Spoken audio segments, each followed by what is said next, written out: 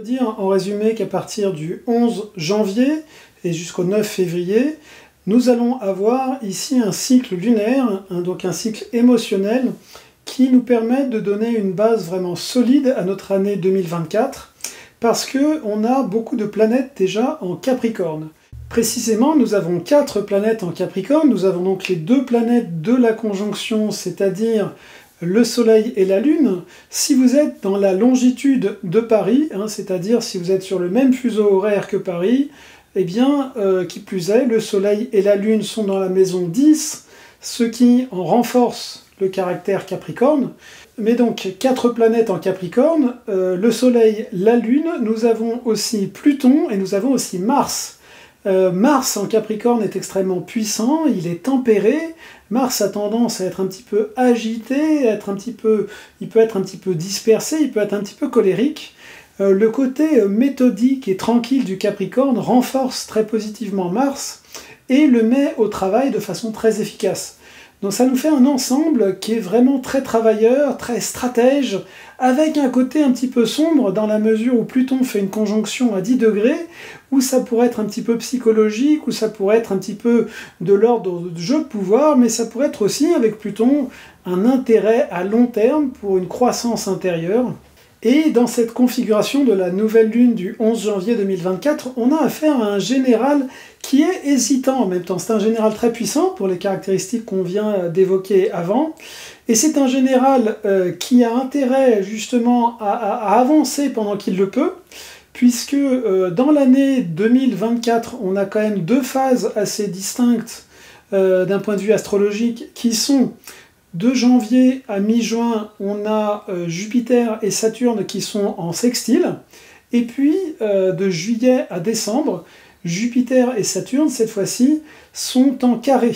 Donc là, le contexte social, le contexte énergétique social, le contexte énergétique de construction ou de destruction, va passer donc d'un premier semestre qui est constructif assez facilement, à un deuxième semestre qui va être un petit peu plus tendu, qui va demander plus d'efforts d'ajustement, plus de transformation pour que ça puisse passer. Donc ici, l'impulsion qu'on a avec cette nouvelle lune de janvier nous permet d'autant plus de profiter de ce premier semestre qui est donc un petit peu plus favorable. Ici, on a donc affaire à une énergie paternelle, protectrice, travailleuse, ambitieuse, mais comme je vous le disais, elle est un petit peu aussi hésitante par le carré qui est fait avec les nœuds. Sur la fin de 2023, mais aussi pendant tout 2024, l'axe des nœuds va de Balance à Bélier. On a donc l'idée de partir de quelque chose d'assez empathique, assez ouvert, assez à l'écoute, pour aller vers de l'assertivité. Et donc ici, notre général ne sait pas trop, en fait, qu'est-ce qu'il va choisir.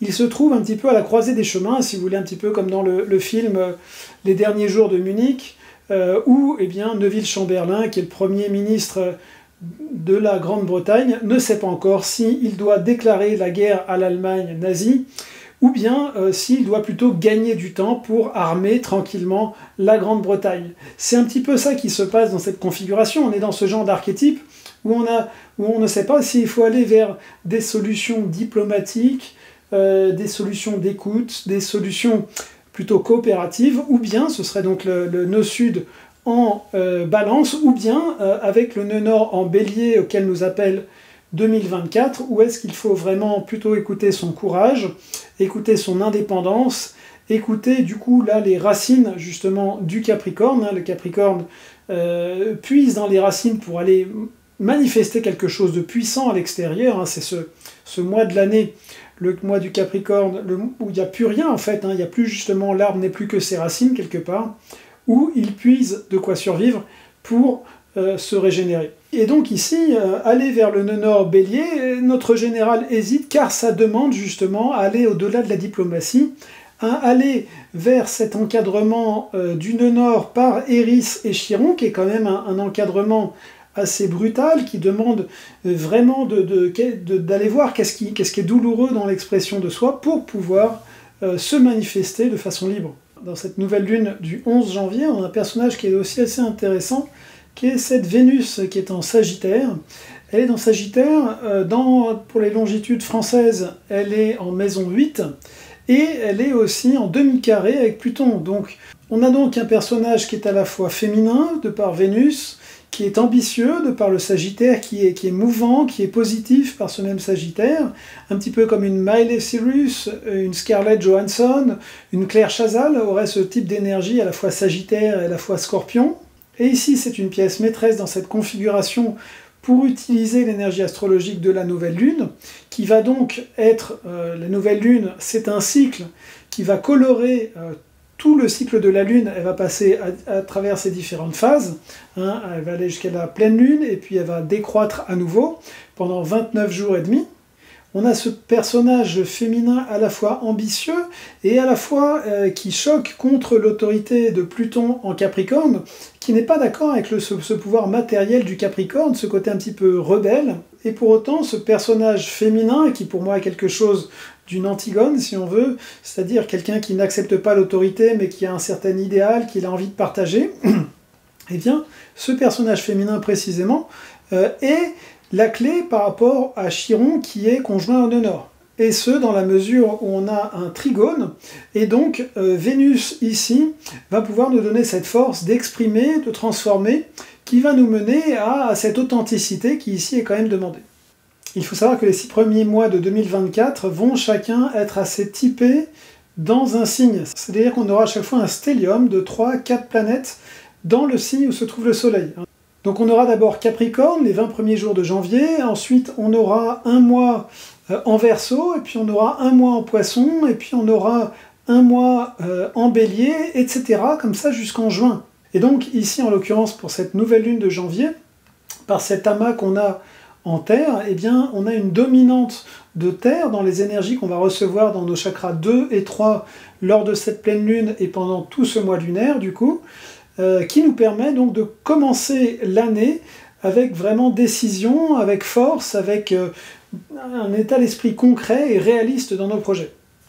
Également ce personnage de Vénus dont je viens de vous parler, quand on analyse la carte qui correspond à la nouvelle lune, eh bien on voit qu'elle a la position d'une locomotive, c'est-à-dire que les planètes vont dans le ciel, les unes après les autres, hein, elles sont sorties dans le ciel, elles sortent le 11 janvier dans le ciel les unes après les autres, et la première, celle qui ouvre le bal, eh bien c'est Vénus. Hein. Donc quand c'est comme ça, dans une carte natale, mais aussi dans un transit, eh bien ça signifie que c'est cette planète qui va de l'avant. Hein. Donc c'est avec ce côté ambitieux, idéaliste, joyeux, positif de la Vénus Sagittaire, qu'on peut avancer. Et c'est une Vénus ici qui, comme je vous la décrivais, est profonde ici, et donc quelque part, c'est elle qui a la clé secrète de comment le général peut finalement remplir sa mission et aller vers la victoire qu'il recherche.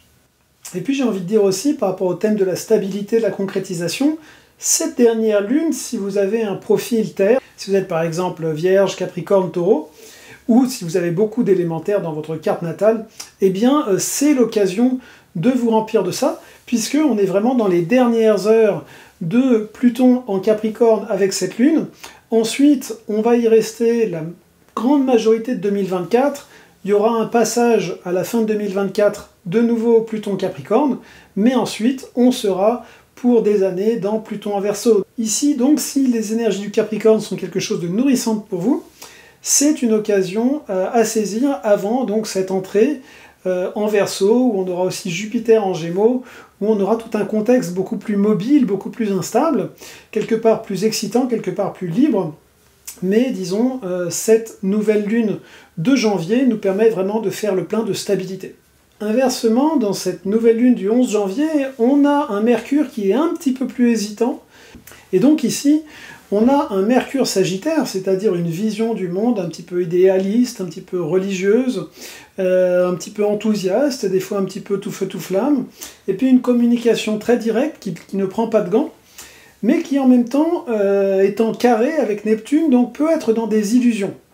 Pour beaucoup de lieux qui sont dans la longitude de la France, eh bien, ce Mercure, il est en maison 8, donc on a cette volonté un petit peu idéaliste, un petit peu tout feu tout flamme de ce Mercure, donc qui est une planète très jeune, en Sagittaire, et en même temps, donc il est en maison 8 pour beaucoup de ces endroits, Et donc, ça nous donne un personnage un petit peu rebelle qu'on pourrait assimiler à Gavroche. Hein. Il a envie, disons, de monter sur les barricades, lui aussi, peut-être avec ses illusions de Neptune, mais il ne sait pas précisément où il va.